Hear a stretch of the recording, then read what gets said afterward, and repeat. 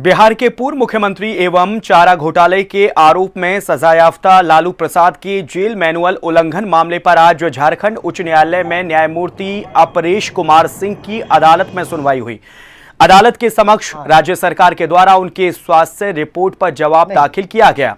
पूर्व में जेल उल्लंघन मामले पर जेल आईजी के द्वारा अपना रिपोर्ट पेश किया गया है और इन सभी रिपोर्ट्स को देखने के बाद अदालत ने संतुष्टि जाहिर करते हुए तत्काल मामले में लंबे समय के लिए सुनवाई स्थगित कर दी है।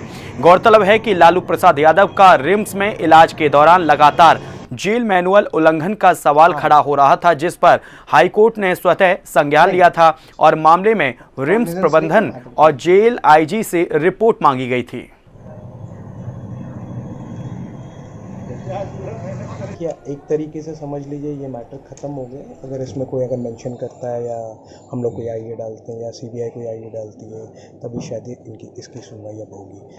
मेडिकल रिपोर्ट में रिम्स की तरफ से दर्शाया गया कि इनके जो कॉम्प्लिकेशंस वगैरह हैं और कुछ टेस्ट के बारे में दर्शाया गया था और इनको कैसे मेडिकल बोर्ड की गठन करते हुए इनको एम्स दिल्ली भेजा गया, इसके बारे में दर्शाया गया था।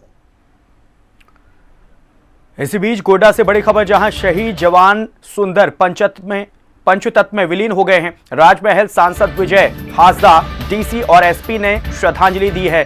शहीद जवान के बड़े बेटे रोशन ने पिता को मुखाग्नि दी है।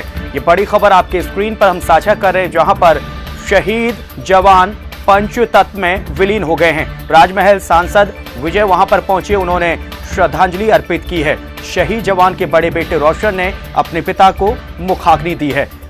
देखिए, भारी जनसैलाब यहां पर नम आंखों से विदाई देने के लिए अपने जवान को मौके पर पहुंचा था। गोड्डा से यह खबर है, जहां शहीद जवान सुंदर पंचतत्व में विलीन हो गए हैं। राजमहल सांसद विजय हासदा, डीसी और एसपी भी यहां पहुंचे, उन्होंने भी श्रद्धांजलि दी है।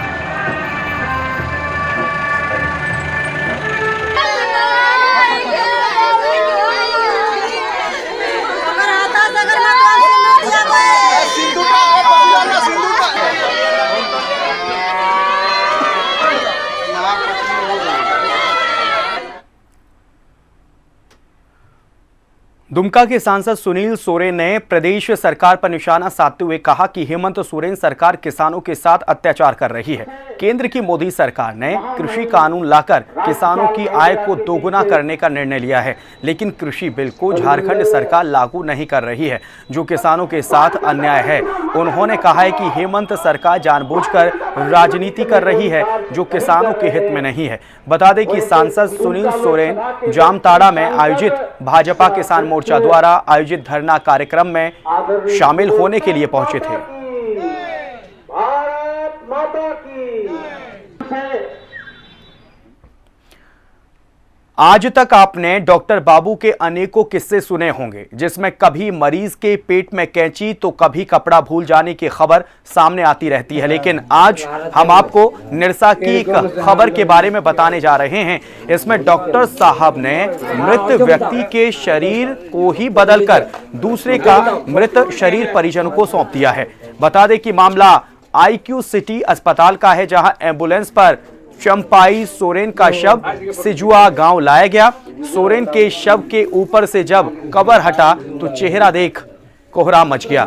शव सोरेन का नहीं था, किसी और का था। परिजनों ने अस्पताल प्रबंधन को फोन लगाया तो किसी तरह का स्पष्ट जवाब नहीं मिला। इसके बाद परिजन शव को लेकर पश्चिम बंगाल के दुर्गापुर स्थित IQ सिटी अस्पताल पहुंचे। वहां खूब तमाशा हुआ, लेकिन अस्पताल प्रबंधन अपनी गलती मानने को तैयार नहीं हुआ।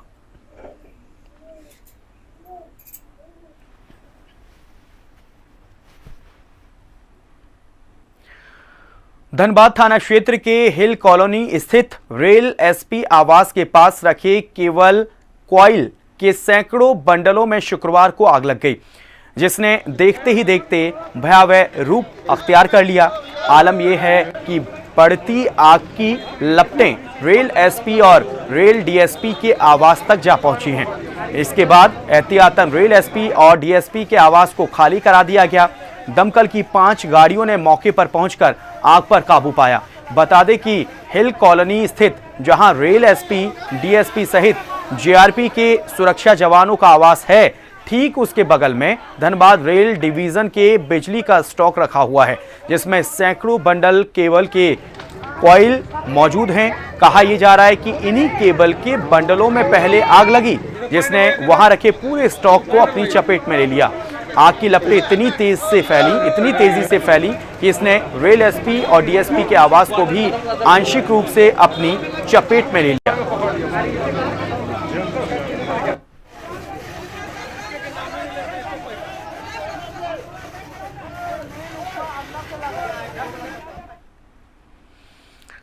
जामताड़ा में साइबर अपराध में संलिप्त एक बड़े गिरोह का पुलिस ने पर्दाफाश करते हुए 4 अभियुक्तों को गिरफ्तार करने में सफलता हासिल की है। बता दें कि गिरोह के 5 सदस्य साइबर ठगी का काम कर रहे थे। जब पुलिस ने उनकी गिरफ्तारी के लिए घेराबंदी की तो एक अभियुक्त रंजीत मंडल वहां से भागने में सफल हो गया।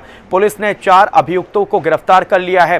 पुलिस ने इनके पास से एटीएम कार्ड, कई स्मार्टफोन, एक लग्जरी कार और 3,37,500 रुपए बरामद किए हैं।